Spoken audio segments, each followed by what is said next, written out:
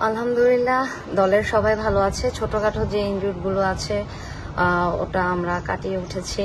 আর technical ব্যাপারে coach হচ্ছে আজকে মিটিং আছে সন্ধ্যার দিকে।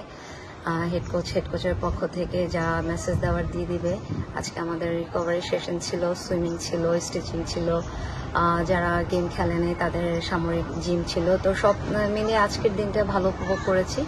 যেহেতু লাওসে এসেছি দুইটা ম্যাচে আলহামদুলিল্লাহ। Gold's Gym across 30 plus countries with over 700 plus locations worldwide. Train anywhere, belong everywhere.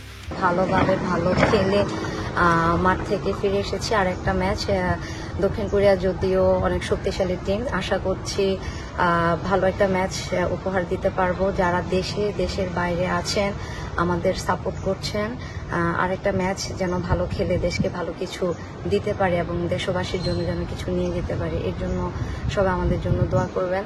আরেকটা ম্যাচ যেন ভালো কিছু করে ইনশাল্লাহ আরেকটা হাসি সবার জন্য যেন নিয়ে যেতে পারে।